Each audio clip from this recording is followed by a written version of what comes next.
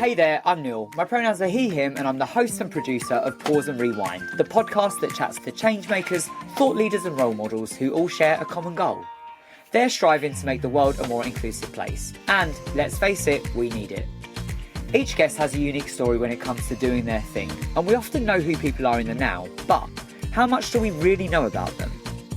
Pause and Rewind takes a moment to explore the experiences, realisations and relationships in my guest's life that led them to where and who they are now, because everyone loves an origin story. We'll dive into tales, anecdotes and a little of what makes our guest tick. So whether you're here for insights or inspo or simply want to know about your heroes, this podcast is for you. You might never know someone's story, but if you pay attention, you'll hear it, you'll see it and you'll feel it. So, are you ready to pause and rewind?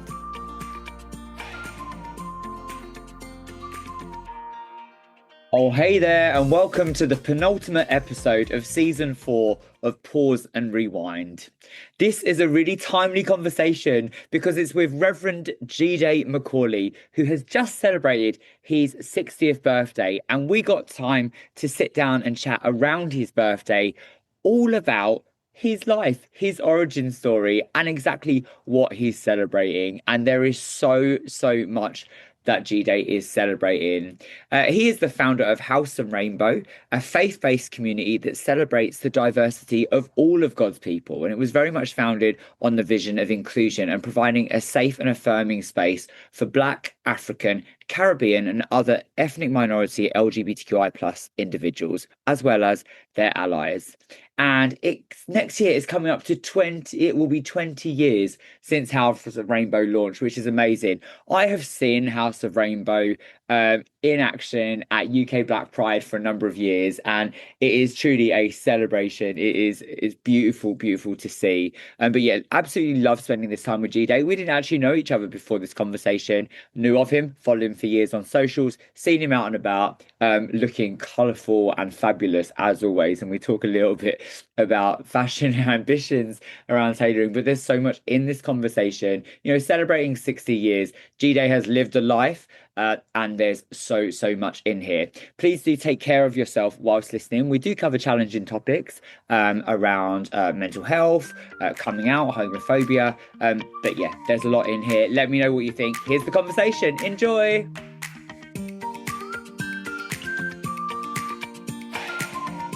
Hi there, Reverend Jide Macauley. Welcome to Pause and Rewind. It is an absolute pleasure to have you here. Thank you so much. I think the idea of pause and rewind resonates with me. I'm glad it resonates with you, particularly as you have just celebrated your 60th birthday. I think 60 is the grand age for me. I don't feel a day like 60. I've been trying to check in with myself for the last 24 hours. I still feel like I'm 42 years old. But I think that the beauty of being 60 is that I certainly come now with a lot of maturity. I come with a lot of things I can look back to say, if I knew what I knew today, I would have done things differently. And of course, the other thing again is that at this grand age of 60, I am filled with honesty, transparency, and, living my best life. There are so many things that I'm celebrating. I'm celebrating my queerness, I'm celebrating my Blackness, I'm celebrating my faith as a queer person. I'm celebrating the fact that I've lived well with HIV for over 22 years. I'm celebrating the fact that, I started a ministry nearly 20 years ago that includes LGBT people. I'm celebrating the fact that I've been an ordained minister for 29 years. Listen, there is a lot to celebrate, and I am not going to sit here and be apologetic for all of the beautiful things that I have gained, in 60 years. Well, within all of that, I always start with a big question, and you've just shared so much already that we're going to dive into in this conversation. But what does the world look like for Reverend Jide Macauley right now? I think, first of all, the world is hopeful for me. The world is also challenging. The world is scary. And, let me explain. It's hopeful because I never thought that I would be one of the people that will be the carrier of hope, that will be the carrier of inclusive ministry, especially when it comes to Black, African, Caribbean, heritage. And I think that, the reason that the world looks scary is because we are seeing an incredible emergence of religious homophobia, especially in the global south. We are seeing the erosion of justice, for LGBT people around the world. I mean, if we only need to look closely to America and the UK. Do you understand me? We can look at places like Hungary, where, the rights of LGBT people are being pushed back. And I think that we need to keep fighting. We need to keep fighting. And also the other thing that makes the world scary is also the high level of campaign to criminalize same-sex relationship. That is scary. But let me stay in the place of hope.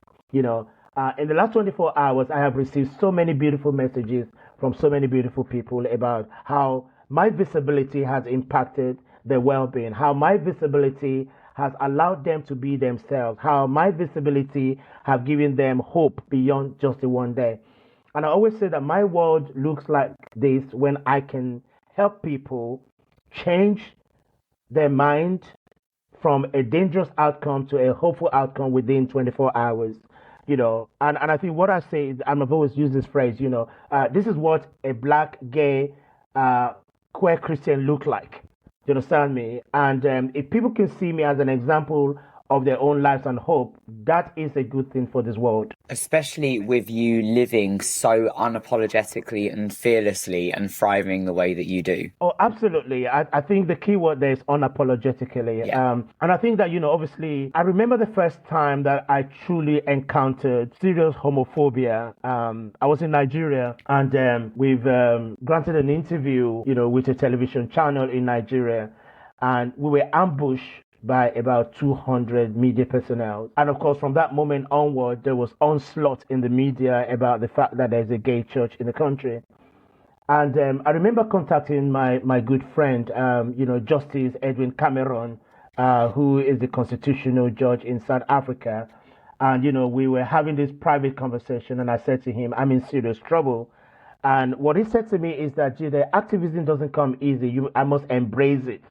And this is the time where we don't have the kind of social media that we have today. So since then, I have been embracing the activism. I've been responding back. But at the same time, I ensure that, by responding back, I'm responding so that those who need to hear the affirmation are receiving the news. I've been pushing back using my own level of privileges, you understand me, to ensure that those without privileges also are able to come closer, to getting their freedom. Are you happy to talk a little bit about House of Rainbow? As you've already said, this next year is going to be celebrating its 20th year. When you think back on that journey, how do you feel from those early days through to now about maybe the changes it's gone through and how it's progressed? And what the shift has been like? So happy to talk about House of Rainbow. I mean, the question is, how much time have you got? House of Rainbow is my joy. House of Rainbow is what gave me hope. And before House of Rainbow, I was excommunicated from at least two main churches that I was part of. And that set me on the journey where I was asking questions. Could there ever be a church where LGBT people can be safe? Or can be welcome, can be affirmed? And of course, in the early 2000s, I was introduced to the Metropolitan Community Church.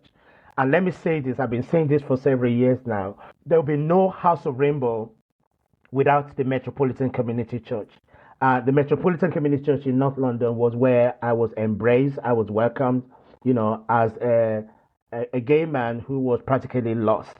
But it was also the place where I was able to, be on the journey of reconciling my faith and my sexuality.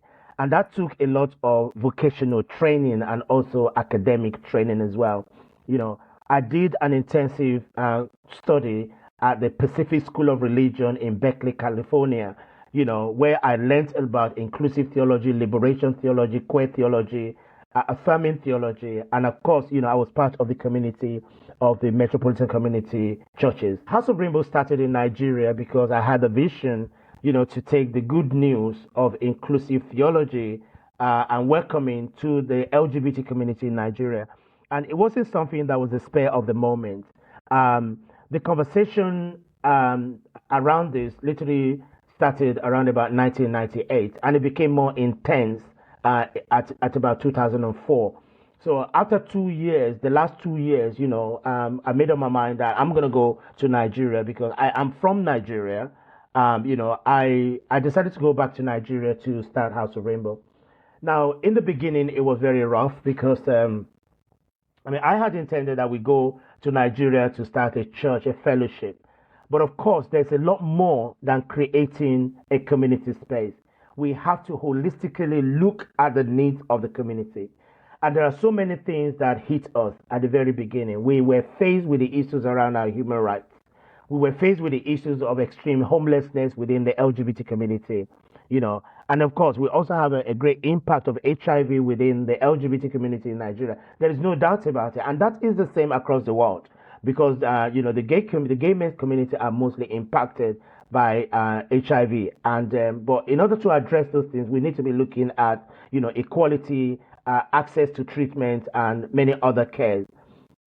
But of course, we made progress. I think the early days were very kind of like difficult. I found myself standing, in the Nigerian parliament, arguing with legislators, not to pass to law the anti-gay bill that was introduced in 2006. You understand me? I was talking to the media. There were many media coverage of my position and indeed my father's position, who is also a religious leader in Nigeria. My father is extremely homophobic. And of course, I am not homophobic because I am a gay man looking to find and the opportunity for a more relaxed laws and more protective laws for the LGBT community. But my father is on the other side of that argument.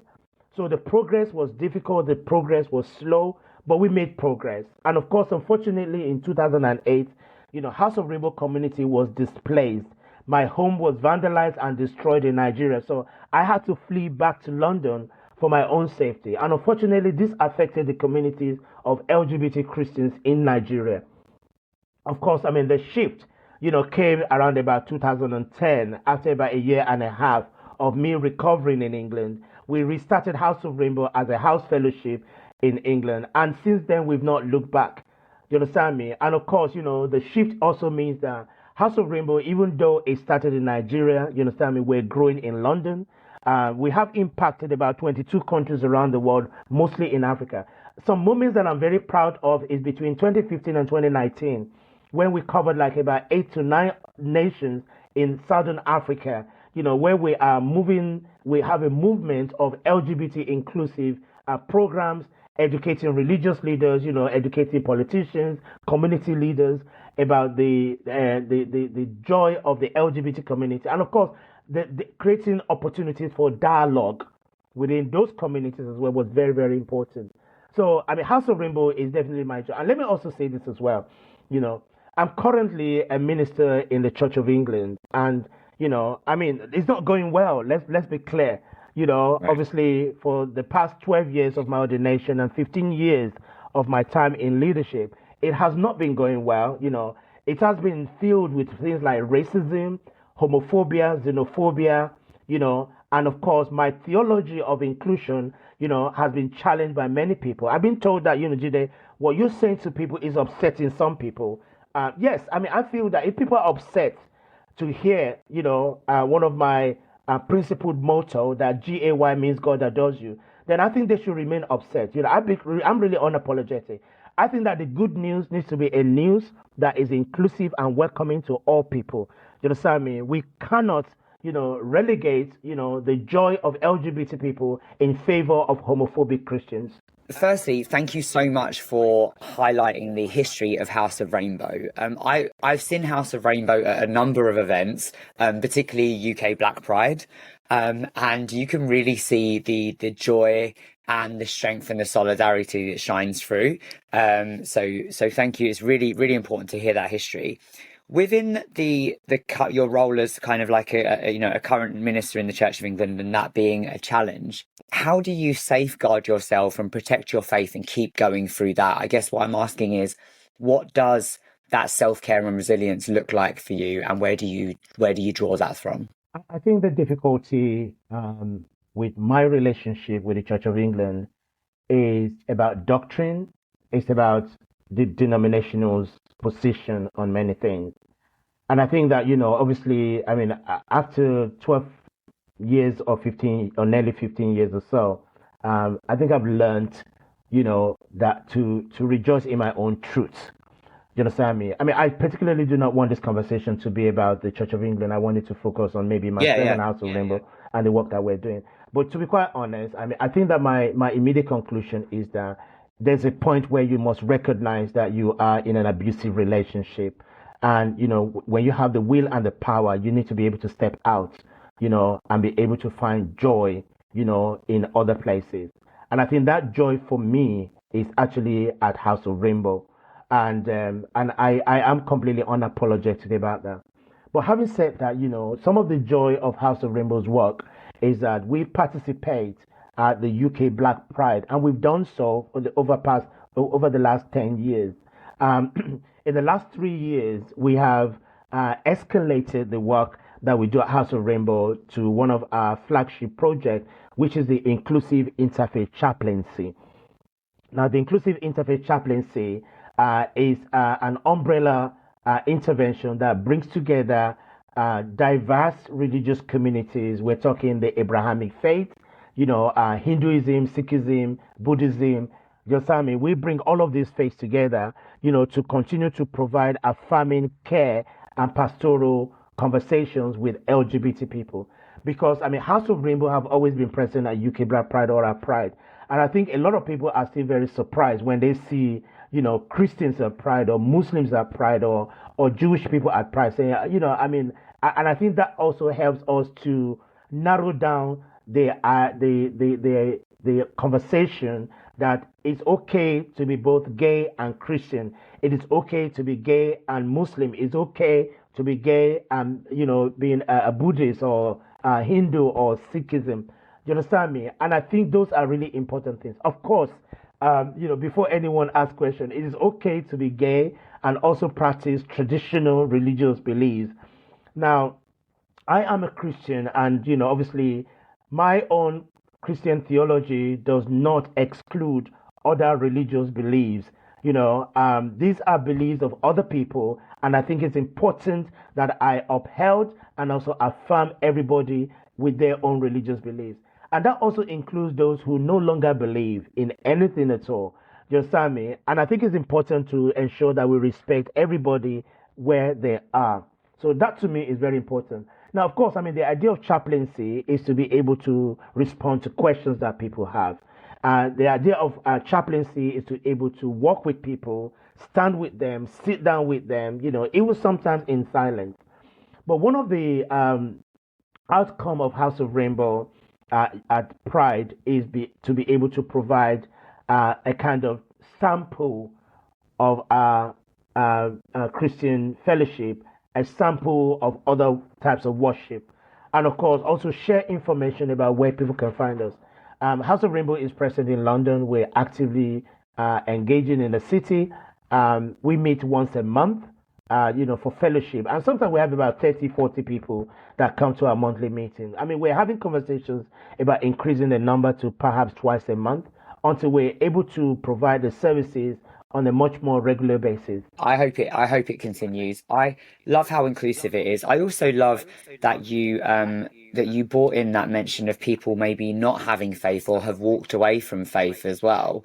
And as someone who grew up for quite a few of years in a church, and kind of left and came back and then left again because of homophobia. That's really beautiful to hear as someone that maybe got a little bit burnt by religion because of my sexuality. Well, I think there's no doubt a lot of people get burned. And I think the reality is that people get burned because they don't have the ability to handle the rejection or the pain, or they're not able to, understand the theology. Because, I mean, like in the last couple of months, we've had members induction program. And, the first program, there were like 33 people. The second one, there was over 45. So we're looking at about 80 plus people, that newly joined our organization, and more than half of them are in the UK, and of course there are people from outside of the UK. And the reason for that is because we have a weekly online program as well. Every Sunday at 7 a.m. we have a House of Rainbow Fellowship online. We use Clubhouse app, for our fellowship. If anybody wants to join us 7 a.m. UK time every Sunday morning. Now, of course, I think that the idea that any religious organization will have a sign that says all are welcome is absolutely untrue, because those signs are misleading. Because when you say all are welcome, but yet you reject the LGBT people, when you say all are welcome, but Black people are not welcome, when you say all are welcome and people with disability cannot access your space, you're actually saying to them that they are not welcome, And I think that sometimes, there's the whole dishonesty about welcoming people as long as they conform to the ideals, of heteronormativity is in itself dangerous. So at House of Rainbow, we don't say all are welcome. We say that you are more than welcome. You are more than welcome to be yourself. You are more than welcome to be all that God has called you to be. And let me tell you one thing, right? Even in Nigeria, when we started House of Rainbow, in the early years, we provide a separate room, a private room, so that those that are non-conforming, non-conforming and non-binary, or transgender identified, members can actually change into clothing that they feel comfortable with and come into the sanctuary. That is what you do when you're creating an inclusive space. At House of Rainbow, we make sure that, contraceptions and sexual health materials are available for those who need it. In many religious places, this will have been an outcry. You understand me? We know that our community are disproportionately affected by HIV infection. So why are we not doing the work to ensure that the infection is driven down and that treatment and healthy, outcome is implemented? And those are the things. We have a lot of work to do. And there's no doubt in my mind that House of Rainbow has stepped forward. Nearly 20 years of our ministry, and we're still going strong. We may not have all the resources that we need today, but we are, very hopeful that we'll find the right partnership, we'll find the right resources to continue the mission. It's so encouraging to hear. I love how centered it is around education and empowerment and inclusion, but also how holistic it is, and the work that you're doing around encouraging people to tap into queer theology, inclusive theology. And there's no doubt about that, because that is the goal, because LGBT persons of faith do not need to walk away from their faith communities. What we need now is to find the spaces that are inclusive and welcoming, where you can blossom and you can grow. I can tell you this, from the angle of the fellowship that we do. It wasn't just a weekly meeting or the monthly meeting. We also have Bible study as well. We have access to pastoral care. One-to-one pastoral care is being implemented as well. I mean, obviously, our global mission, we need more resources for our global mission. And what we now do is that we take advantage of when we go to conferences, or to things like Global Black Pride, which is coming up in Paris next year, from the 9th to the 13th of September 2026. And I think it's activities or events like this that we continue to campaign and to ensure that we are more visible. And of course, the other thing, the other communities that are affected, within our own communities, are also people that are fleeing persecution from their own country of origin. I cannot even imagine why the religious communities are not attending to those that are fleeing persecution on the grounds of sexual orientation and gender identity. And these are activities that House of Rainbow are taking on. There are two parts to it. You understand me? In 2020, we started to hear stories about LGBT people that are being trafficked because they were LGBT. And I'm thinking, this is seriously a problem, because if people are being trafficked because they're lesbians, if they're being trafficked because they're gay, there's something cynical that is going on. And we found out that there is a lot of labor exploitation and sexual exploitation of many of the people. I think House of Rainbow stands for more than welcome. And I think to me Mm. it's very, very important. And we support people seeking asylum. We're supporting people that have fled their country or that were human trafficked around the world. Do you understand me? And of course, we're looking for opportunity to collaborate, with many other organizations that are already doing the work. And I think that is really a crucial part. So, and I think the other thing that House of Rainbow enjoys at the moment is that we have incredible board of directors that are also very invested in the work that we do. So each of our directors have their own portfolio, things that they can focus on and deliver on behalf of our organization. There's so much that it does, and I wonder, when you first started, did you envisage that it would cover so many different areas? Not at all. When House of Rainbow started, honestly speaking, my vision was very narrow. My vision was that we're just going to have a place to clap our hands Yeah. and just worship. But I mean, I think that the die was cast, when we started to address the impact of human rights for LGBT people generally, let alone LGBT Christians. And I think that is as a result of the introduction of the anti-gay bill that was introduced in January of 2006 by the Mm. president of the country at the time, President Olusegun Obasanjo. Now, of course, when that bill was introduced, the idea behind the bill was a kind of popular political goal, so that they can win the election. Of course, they won. But I think that the reality also is that, the LGBT community were facing a lot of onslaughts. Already there's things like jungle justice. And I think that the danger within to the LGBT community, the danger to the LGBT community is the fact that many of us who are male presenting but effeminate or female and masculine presenting, we are more at risk.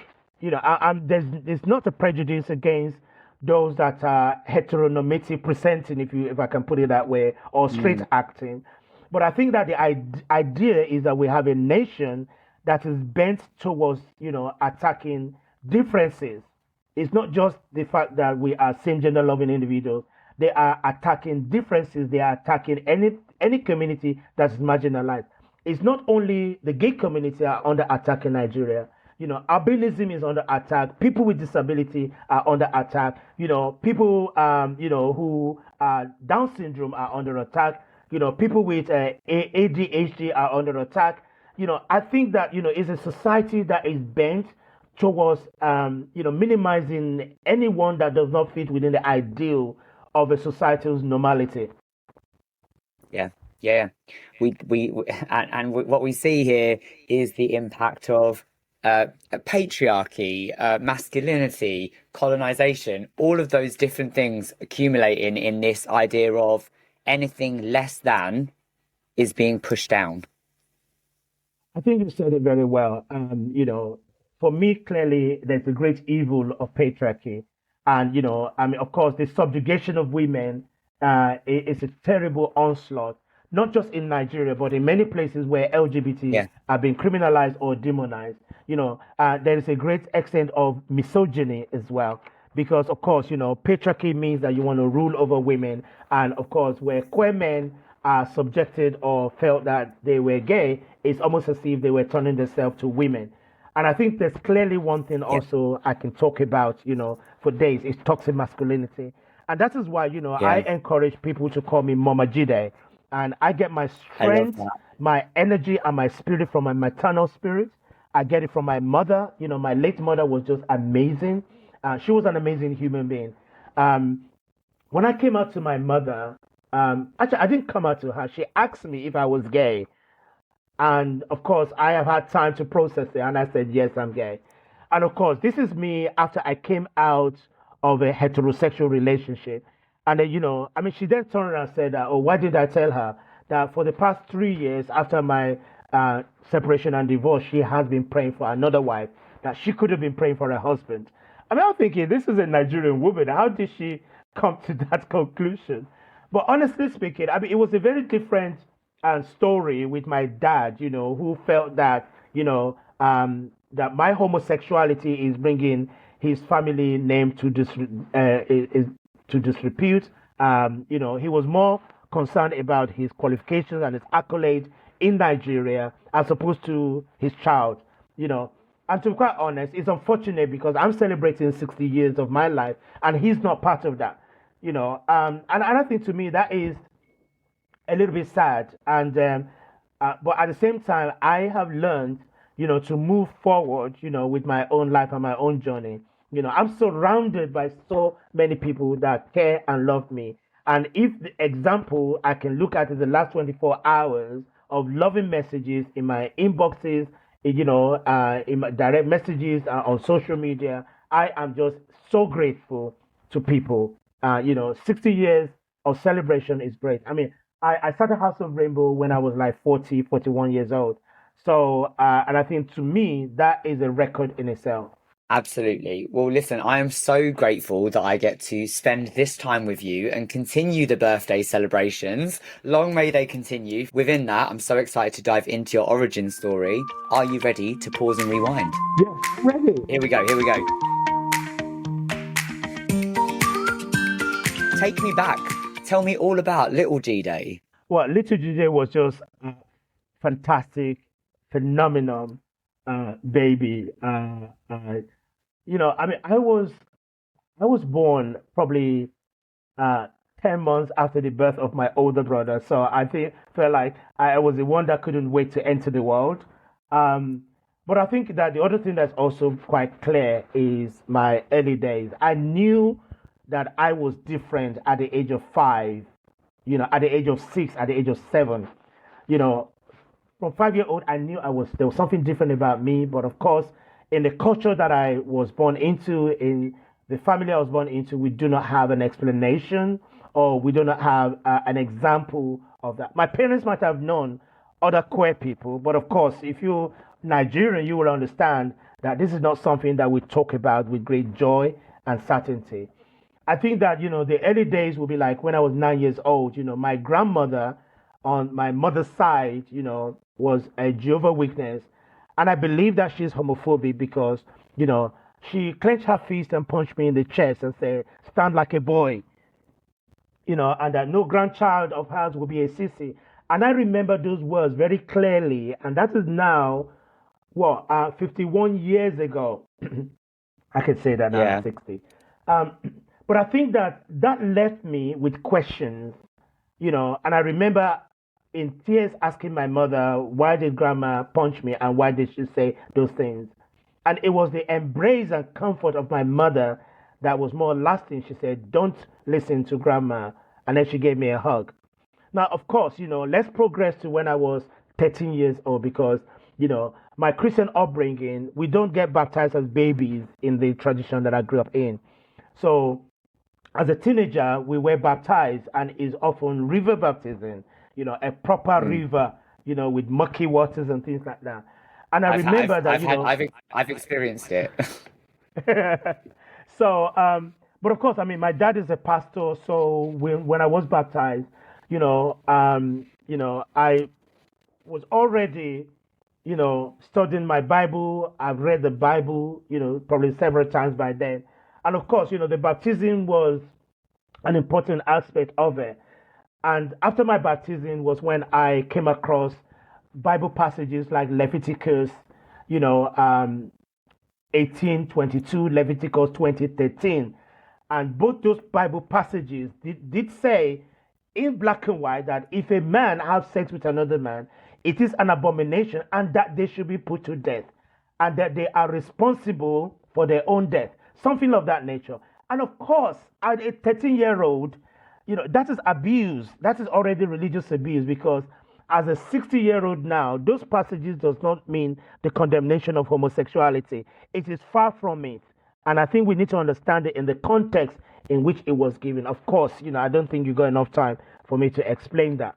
But the long short of it is that, the Leviticus law was basically introduced to ensure the population, the depleted population of the Israelites grow back so that there's no wastage.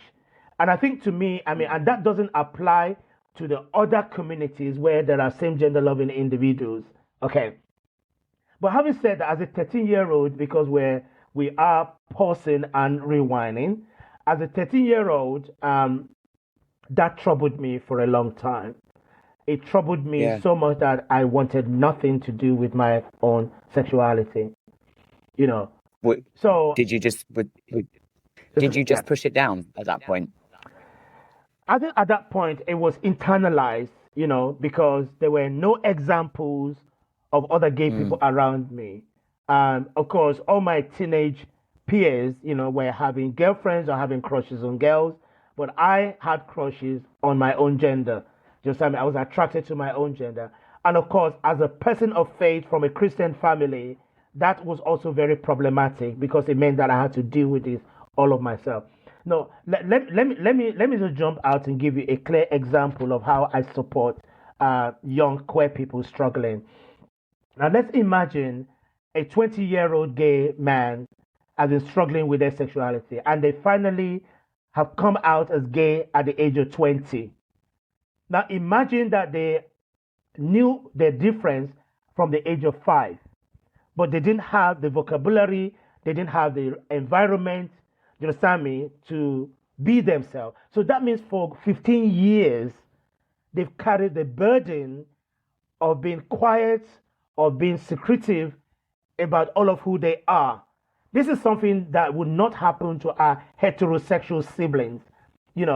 At age 13, if you're a boy and you have a girlfriend, everybody will be talking about it in your family. They'll be encouraging you. But for the gay boy, it is a difficult journey for them because they were living in fear, of what the young Jide had read at 13 years old. I can't turn to my parents and say, I have a boyfriend. I can't turn to them to say, I'm in love with Jacob. All of those things were difficult for me. So what I say to this 20-year-old is that, they have carried that burden, but now is the time, rather than coming out, let us invite all these people into our sacred queerness. So rather than coming out, because coming out is always associated with secrets, is always associated that we're doing something wrong. But queer people are not doing anything wrong. We are protecting the sacredness of our queerness. We are protecting the sacredness of being lesbian, gay, bisexual, transgender. We are protecting the sacredness of our spirituality. And trust me, the queer ancestors are protecting us and guiding us all the way through. So at age 13, I struggled. Now, of course, by the time I was 20 years old, I was still struggling because this was the time that I met the woman that became my wife. Right. And I met her at church. I met her at church because I was struggling with my sexuality. And I was one of those people that have been through the prayer of healing, some form of self, conversion therapy, where I've been in a place of prayer for 40 days and 40 nights, praying to God, asking God to cure me of my homosexuality. And of course, when I turned to this beautiful girl in my church at the time, where the church I used to go to, I was also a young pastor there, and she said yes to being in a relationship with me. I took it as the fact that I am no longer gay. Yeah, that was my next question.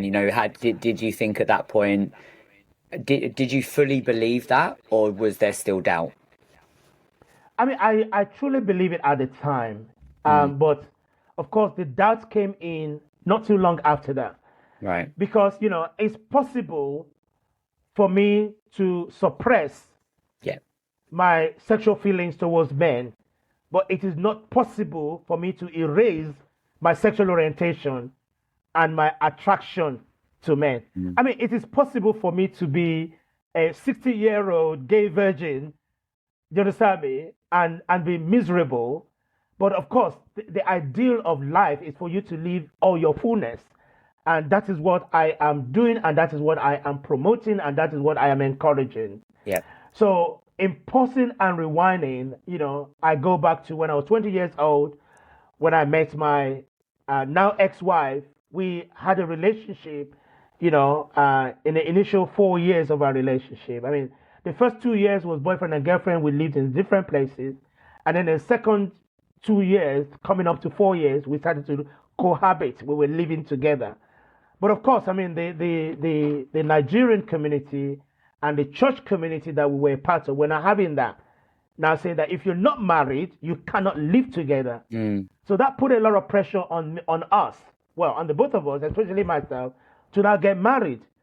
So I got married, and of course that was when the whole thing, for me became a reality that Jide, you are gay because I still have feelings, towards my own gender. It never went away because I had a girlfriend or I had a fiancé, and even when I had a wife.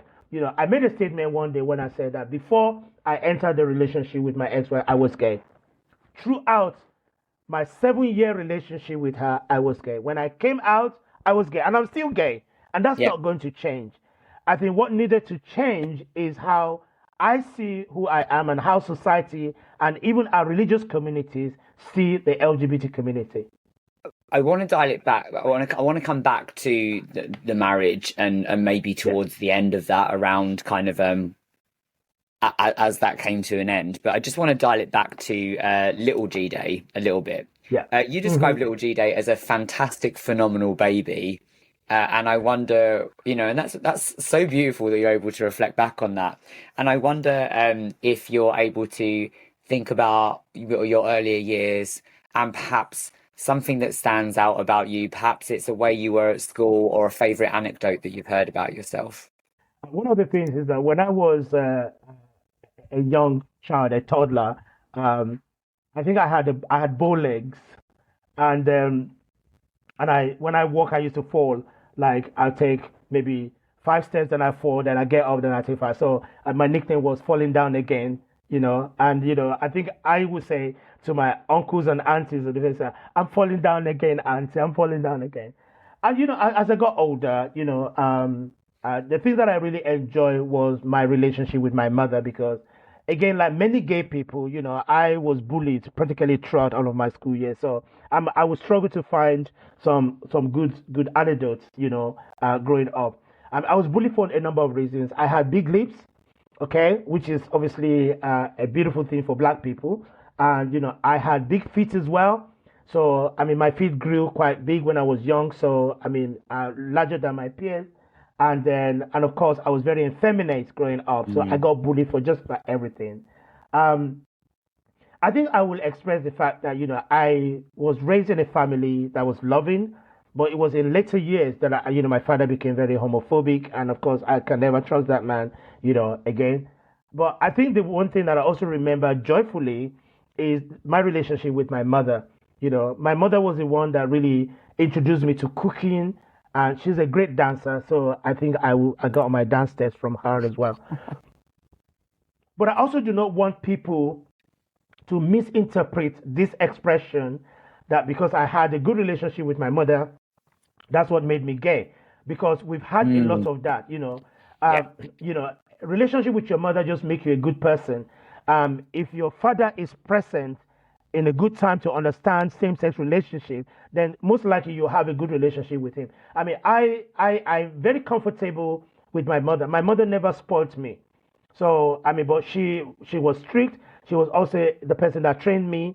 In fact, things like negotiating the price in the market in Nigeria, we haggle the price. I mean, Nigeria is changing now where we're having fixed prices on things. But in my days, you go to the market or the store and you have to haggle the price, until you get comfortable before you pay for it. So there are things like that, that are very, very, that reminded me of my youth days. So, and of course, I think my education suffered because of homophobia.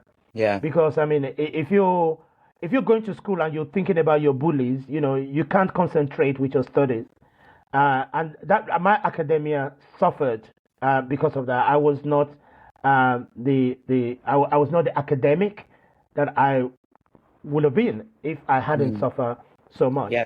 And unfortunately, I mean, I didn't think that my parents paid too much attention, to my other skills. I think I love designing clothes, and I think that obviously in the last few years I started to design my own clothes, making them trendy and wild. You understand me? So I currently designed the clothes for my birthday celebration coming Oh, up. I've designed clothes that I want to weddings and things like that. So, and I'm enjoying it. So, I mean, maybe look out for Jide, also known as Vivian West. a fashion line. I can't wait. And I've seen some of your outfits out and about at various events, and I can Hmm. confirm that they are brilliant and so bold and colourful. What did you Thank you. within that academia suffering and yeah, again, big relate from me. Mine certainly did as well. What did you think you wanted to do when you grew up? I think to be quite honest, I didn't think that I was guided, effectively. Mm, Uh, but obviously, I mean, my parents, like many African, particularly Nigerian parents, have always had, an out view of what their children should become. So for me, I was to become a lawyer. For my older brother, he's now late, unfortunately, was to be an accountant. My younger brother, an engineer, and so on and so forth. But I think that, I mean, I studied law and I worked with the Crown Prosecution Service for about 12 years. So maybe that was enough. But I think if anything at all, I would have loved to have, been brought up or at least been guided towards things like probationary service or social services and things like that. Because I love to take care of people. I yeah. love the work that I do now in terms of pastoral care of other people. And of course, I mean, I love to use my hands as well. I love things like tailoring. And I think that back in Nigeria, when I was growing up, being a tailor was looked down upon because we didn't have the concept of fashion design, earlier on in Nigeria. But now, being a tailor and a fashion designer is an incredible, Mm. vocation or job.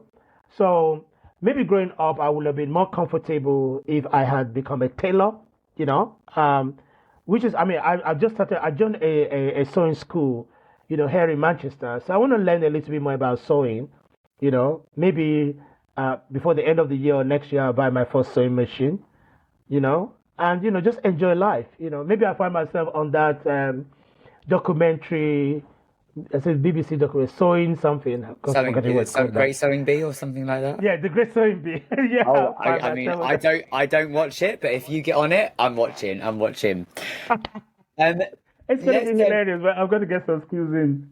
Oh, I mean, and I love the fact that you're pushing all that, and I really love the fact that within that background of law, that kind of wish you'd been guided towards social services through to the love of pastoral care is that so many of those skills come into what you're doing now with House of Rainbow. Oh, absolutely. Mm. There's no doubt that, if you have a background in law, it stays with you forever. And I think that the ability to read documents and be able to interpret them or disseminate them has been a great source of that. House of Rainbow support people seeking asylum, so we have to read a lot of documentations related to many cases. And of course, I mean, if you're a probation officer or providing some form of counseling or pastoral care, you also need to be able to read documents that you can understand and disseminate. So those skills were never lost. Do you understand me? Yeah, But the passion was not there. yeah. Because while I was studying law, I was also going through a divorce. Of course, the time I was doing my family law exam, I was going through divorce. So Okay. you can imagine all of the lessons that I'm learning from the textbook even before I qualified. So um, I don't think any skills are wasted. One of the things I know is that with my academia, even though I was not a great academic, I've still gone on, to have a master's degree in theology. Yeah. I have a postgraduate certificate in theology, and I have a certificate in theology from the Pacific School of Religion. So there is that ability. You see, honestly speaking, people need to know that we learn in communities, not just in the classroom. Yeah. You know, Yep. and I think what my best part of academia is the tutorial classes. Tutorial classes are very good because you're coming together with your own ideas and thoughts, what you've read, what you've understood, and you're sharing it with other people. Yeah. And Yeah. you're gaining from them while they're gaining from you. I guess it makes such a difference when there's a passion and there's a why behind it, as opposed to just Mm. expectations on what you're supposed to be doing. Yeah. Yeah. Um, I'm going to go back to the conversation we were having around those 7 years and accumulating in your divorce. Yeah. What did that period look like? And was at that point there was kind of maybe the reality of your queerness coming through? I think the reality of my queerness never disappeared, even when I met my ex-wife. Do you Yes. understand me? Before I met my ex-wife, I had gay friends, even from the same church community, from the Nigerian community, and we remained friends, even though I started a relationship with my ex-wife. Um, but of course, I mean, I had a scary moment when we were organizing the wedding because I didn't want any of my gay friends to know that I was getting married. I wasn't inviting any of them. And that was me trying to protect, myself. And it was selfish, to be quite honest. And of course, it was not genuine. And of course, I mean, the marriage itself filled me with a lot of fear because, I've talked about this before where I felt that I wish there was a moment that something happens and I could have been able to escape the marriage. You understand me? Obviously, nothing bad. Not like someone coming in and say, "Oh, Jide should not get married because he's gay," something like that. I wish that had happened. But obviously, I mean, I was genuinely in love with my ex-wife. I didn't enter that relationship knowing what I know today, and I think that it would be unfair, that gay people that we marry genuinely, because we love the woman we're with, or at least we're trying to conform with a society that continue to ostracize and reject us. Do you understand me? We marry because we find safety within heterosexual relationship. Yeah. Because I mean, the gay community is very scary. When I was growing up, and listen honestly, one gay person that I knew, I got to know before I got married was Justin Fashion. When he came out publicly in the media, and of course, it was after I got to know him that I went ahead to get married. And of course, when he unfortunately passed away through the tragedy of taking his own life, when he came out for me. When he passed away, I felt I lost something. Because the connection with Justin Fashanu was so real. Number one, we're both British Nigerian. We're actually the same age. He would have been 60 years old this year as well. Do you understand me? And that was painful in a way, for me, because I'm seeing someone who's black, British Nigerian, in fact, also from the same Yoruba tribe, as myself, who is openly gay. And honest to God, I wish that I knew him personally, and maybe we will be able to encourage one another, to stay hopeful today. Maybe he'll be celebrating 60 years, God knows. But I think that is part of the reality. So that 7-year period, I basically had two sets of friends. There were my queer friends that I hung out with, and of course, there were the other set of friends that were also part of my church community, And it was difficult to mix the two because you just have to try to keep everybody happy. Yeah, yeah, yeah. Were they supportive in you mixing the two or keeping them separate? I don't think so. I think that my heterosexual friends and church community have no idea of my queer community. Most Yeah, likely, my queer community have an idea of my straight and church community. But again, it's very difficult for me to raise the issues around faith and religion in the queer spaces because, I mean, the gay community, for as long as I know, have always tried to distance themselves from religion, distance themselves from church people, and it became really difficult. And I think that even as I move forward with my life, after my relationship broke down, I still continue to separate my faith community from my queer community. It was difficult. It was mm, difficult. I have to remember what stories I'm saying within the heterosexual church spaces. And I also have to remember the story that I'm saying within the queer spaces.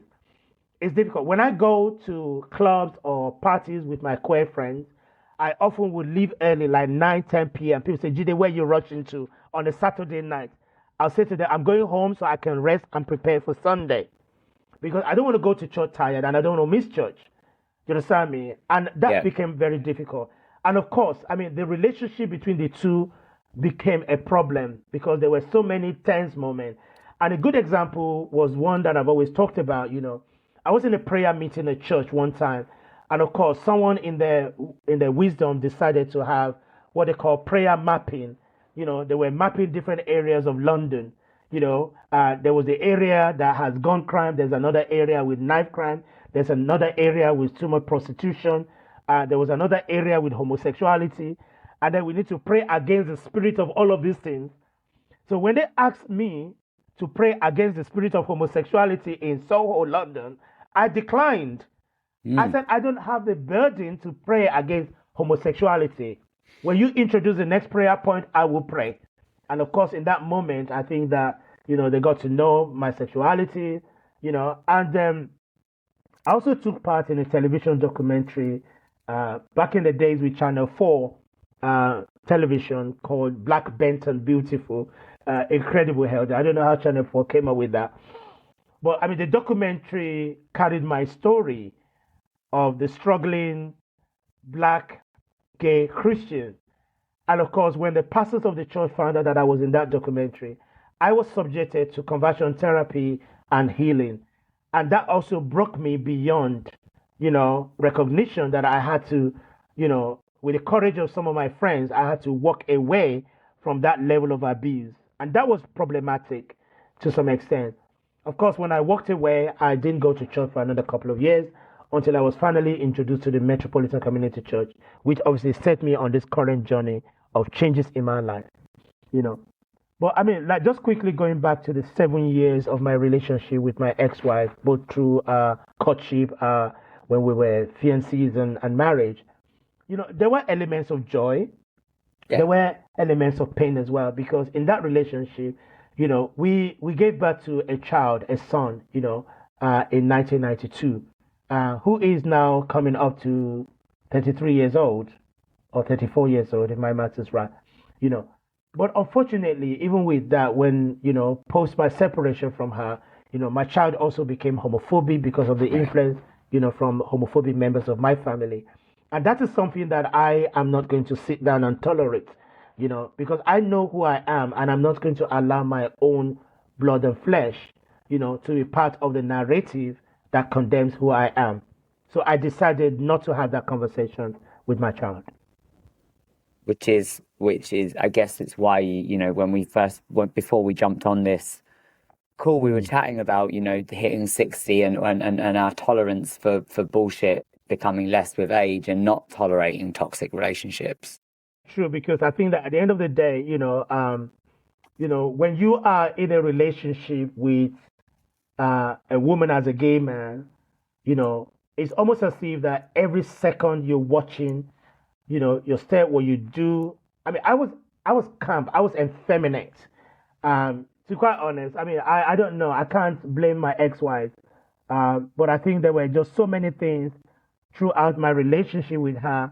They were just smoking guns about my sexuality, and I don't want. That's why I'm very mindful. I don't want to say that being effeminate means that you're gay, but it's a big part of our queer culture. Yeah.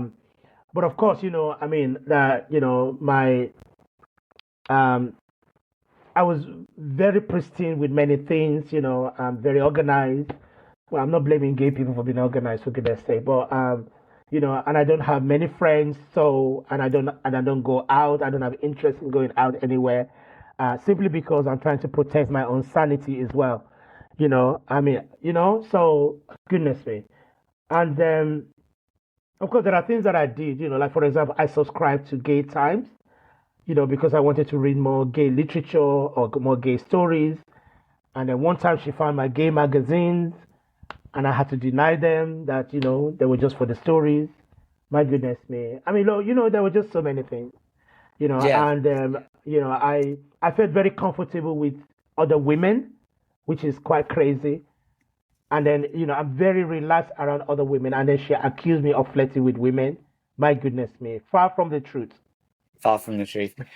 I wonder Yeah. when you think back to those relationships now, the separation between your queer community and your faith community and heterosexual community, the relationships with your father, with your ex-wife and your child. And I wonder if all of those things have walking away from them and refusing to be anything but who you are, what outweighs the other? Is it freedom or is it pain? I would say what outweighs it is freedom, and I think that's where people need to understand. Um, I would rather be hated for who I am than to be loved for who I'm not. You know, and I think that to me is key. I have an incredible family of choice. I Yes. have an incredible family of people that I care for, that I love and love me back. I mean, I was listening to a podcast recently, and they were talking about relationship. Sometimes the people that you love the most, you don't talk to them for years, but they love you nonetheless. Yeah. You know, even as a Christian, I mean, Jesus said, "What good is it to love those who love you, love your enemies?" Those who love you and those who you love, you don't need to prove anything about your love for them, regardless of your sexual orientation and gender identity. you know to quite honest, I mean, I had a lot of peace of mind not having a relationship with my biological family, but having a relationship with everybody else. you Yeah. know if you cannot understand me the way I am, I do not need the pain of your views and your rejection. That is not going to be working for me. you know when we are part of a family, we work in communion with one another. We support one another. If you're not there for me just as I am, then there's no need for me to be there for you. You understand me? And Yeah. so many of us have been extorted by our own family. You understand me? We've been extorted by our family because of our sexual orientation and gender identity. Yeah. We've been blackmailed, we've been bamboozled, we've been relegated. And many of us have actually had to jump high and higher to please some of our family members. I Yeah. did that. I did that for my father. When he says jump, I'm thinking, how high? I would jump, but only to realize that I am actually putting myself in harm's way. you know. So I think my relationship with my father is the one that I regret the most, because my father is in favor of legislation that criminalizes me and will put people like myself in jail for 14 years. My father had publicly endorsed conversion therapy with shock therapy. Who does that to their Yeah. own flesh and blood? You know, I mean, like, needless to say, there are, some of my siblings as well that have the same view as well. You know, I mean, there was a time that I was told that I need to have a press conference and apologize to the Nigerian society for being gay. Wow. I said, good Lord, they're not going to get any apologies from me. I'm going to live my life the best that I can through the grace of God, who tells me that I am fearfully and wonderfully made. To the grace of God that tells me that God knew me before I was formed in my mother's womb. Now, so, and I think, sorry, just another point very quickly. Um, when we see or hear about homophobia in any of our communities, homophobia is from a place of fear. You understand me? And a lot of people that are homophobic are dealing with their own problems. It's either they are gay themselves or they have other incredible, nasty things that they're doing. And too often, it doesn't take long before they're exposed. So homophobia is a way to distract people from the nonsense that you're doing. If you're comfortable with your own sexuality, other person's sexuality should never be your problem. You understand me? And homosexuality is not a sin, it's not an abomination. It should never be a taboo. We should be celebrating queer people, in different communities and in different parts of the world. Absolutely. Amen. Amen to all of that. That was a mic drop moment and a half. My final question for this segment, Jide, is looking back so far, what are you most proud of to date? I'm very proud of myself, first of all. So I say thank you to me. Um, I'm very proud of the fact that I have lived my life, you know, in a way that is decent, that is caring, that is uplifting, that is inspiring, that motivates other people. And I'm also very proud of the mission of House of Rainbow. And I don't take this for granted. I do this in acknowledgement of all the different people from the beginning to this moment and also into the future. You know, it's not easy. You know, when you have a passion and a vision, there is a way that you want it to work. But when you start to work with other people, they can also help you to reshape and to build, which is what we have been doing. There has been an incredible number of people that have come through House of Rainbow to help, especially in recent times, and I don't take that for granted. So I'm very proud of those two things. I'm also very proud of my late mother, I must say. My late mother, the way that she embraced me, you understand me? Of course, I mean, whether she understood homosexuality or not was not the point. She understood the fact that I was her child and that she loved me unconditionally. That to me was very important because there are a number of things. It wasn't what she said, it was what she did. You understand me? Because we have to remember the adage that says actions speak louder than your voice. You know, we can say one thing, but the actions that go behind it is what really matters the most. My mother's actions were beyond comprehensive. They were incredibly supportive, And I put it on the record. When I moved to Nigeria, my mother provided me with a home, that I did not build. One of her own properties was when I stayed in Nigeria. My mother came to visit me in Nigeria. She also spent time with my congregation in Nigeria.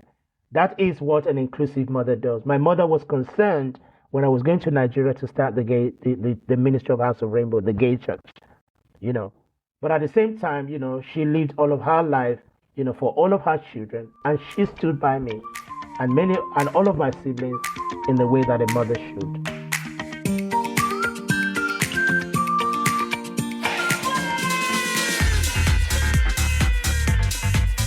The House of Happiness is London's ultimate sober clubbing extravaganza. We're led and delivered but created for all, whether teetotal, sober curious, or just taking a booze snooze. We love a day rave, and on a Saturday afternoon you can expect banging house tunes, DJs on decks, dancers on podiums, and a fully stocked alcohol-free bar.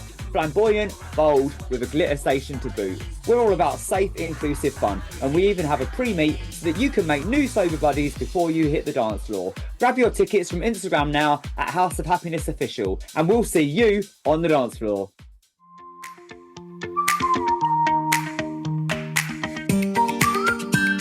Are you ready for some quickfire questions? Yes, I am. What album, book, or movie has had a lasting impact on you? It's definitely Whitney Houston's album, I Want to Dance with Somebody. I think that album is incredible. And I remember it was in 1980s. It was just, I couldn't get away from it. And it was also my first gift as well. Someone with a love interest bought me the gift with a ribbon on it. So movie-wise is actually, I'll go back to 2008. It was Milk, the story of Harvey Milk, the politician from San Francisco. It was an incredible film. A friend of mine, Kent Clindera, I was visiting New York and he said, Jide, I need to take you to see this movie. He didn't tell me about the movie. And afterward, we sat down and said, this movie reminds me of you, Jide. And we're talking 2008. So, that to me was just a passionate moment. Yeah. So those films, I Want to Dance with Somebody, Whitney Houston's album was just loving to dance to. It was a great album of all time, as we know. The Harvey Milk film was a film about the campaign for gay rights in San Francisco that honestly mirrors Lagos, so we were still fighting. We're fighting for gay rights. Yeah. Amazing. What's the saying you live by and one that you put in the bin? I struggled with what I would put in the bin, but I think the saying that I live by is GAY means God adores you. That's adorable. It is adorable. I mean, listen, honestly, there's a whole story behind it. I first heard the phrase from the Reverend Elder Troy D. Perry. who is the founder of the Metropolitan Community Church, which obviously this year celebrated 57 years of the establishment of the denomination. But of course, in 2018, I was in a segment at Gay Pride in London, and I remember I was speaking from the podium and on the stage, and I kept on saying, "GAY means God adores you," and people were screaming and shouting. They were so happy, and of course, words got back to the church, and one of the bishops said to me that you shouldn't be telling gay people that GAY means God adores you, and that it was against the canonical teaching of the church. Oof. And so I went away and I made a whole poster, a whole banner, saying God adores you, God anoints you, God accepts you. Even my mug today says, it means God accepts you, if you can see that. So I yeah. can. I love that. Mm. What 3 words would you use to describe you and your origin story? I think the 3 words for me are hope, joyful, and resilience. I remain hopeful because my faith encourages me to do so. I remain joyful even though I receive a lot of hatred and abuses, and I do have enemies. I'm not going to doubt that, but I still remain joyful. And I think that for me, resilience means that, I continue to resist, and stand for the truth. And people know me by that. Even my father was afraid of my truth. When I first Mm. joined the Metropolitan Community Church, he declared war against me. He told my entire family that I had joined the Church of the Devil. In fact, he said that the Metropolitan Community Church is a cult and that I have joined the Church of the Devil. But I remain resilient because I recognize the truth. I recognize the power of freedom and liberation. And I remain in that place of resilience, not just for myself, but for the entire LGBT community around the world. Let's fast forward a little bit. What exciting Yeah. things do you have coming up?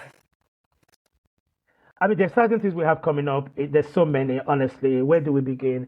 Um, for the past few years, House of Rainbow have been revising its strategic plan, and we now have an incredible 5 key strategic plans. One of our strategic plan is to grow our fellowship, creating safe spaces for LGBT Christians and others to come to fellowship. And out of that, we started a choir, which is like about 30 plus people at the moment. We have a monthly Bible study. So we have our regular fellowship weekly online and one day, once a month in person in London. And we're looking to expand, to other cities, even in Manchester, even if possible, France, and that's another country. We're looking to expand to Birmingham as well sometime in the future. Amazing. Then, of course, we also have our project, which is supporting people seeking asylum and survivors of human trafficking, Yeah. which is one of our key output at the moment. But the numbers are growing in terms of needs, but we have zero resources. Okay. Now, of course, we also have a strategic plan for people living with HIV. I also, as a person living with HIV for over 22 years, I find it an incredible ministry, to support other queer people. Just to remind us that the HIV is not a punishment for being gay. It's a virus that's living in our body, and we can survive it. We can overcome it. Of course, the other thing I'm most proud of is also our Pride event. We go to Pride. If we can afford to go to more Pride in London and outside of the UK, we will. So in the future, we're looking to be part of Pride in Lagos. We're also looking to be part of the Global Black Pride in Paris. So those are the things that we're looking for. And of course, there will be other conferences and events that we want to be a part of. And finally, our global mission. House of Rainbow is currently present in the Democratic Republic of Congo, in Kinshasa to be precise. It's a French-speaking community, and they've been going on for about 8 years now. And of course, we have footprint of House of Rainbow in 22 countries. We want to be able to grow our global mission, and of course, be able to train and support religious leaders, around the world in order to understand inclusive theology. House of Rainbow is an affiliate member of the Fellowship of Affirming Ministries. We're also a member of the Global Interfaith Network. We're also a member of Pan-Africa International Lesbian, Gay, Bisexual, Transgender, Queer Association. And all of this really, works towards our future goals as well, to continue to stay in the place of relevance for all of our communities everywhere in the world. My final question for you, Jide, is this. Do you have any words of encouragement or wisdom for anyone out there to help them get to wherever they're going? Oh, absolutely. Honestly, we always say that there are no role models for who we are. There are role models. If you're looking for a role model, look at me. You understand me? I come to you with all of my intersection. I'm Black, I'm African, I'm Nigerian, I'm gay, I'm a religious leader, I'm queer, I'm a person living with HIV. One or more of those ones may be for you. So look out for those icons and those who are your hero. If you don't have a hero, I will be your hero. That's what I want to say to people out there. Jide, you are an absolute icon, hero, and I'm so grateful for the way that you show up in the world. I just want to take this moment to say thank you for being such a phenomenal guest on Pause and Rewind, and happy 60th birthday. Thank you so much. Thank you so much for joining me, and I hope to see you in person out and about soon. Amen to that.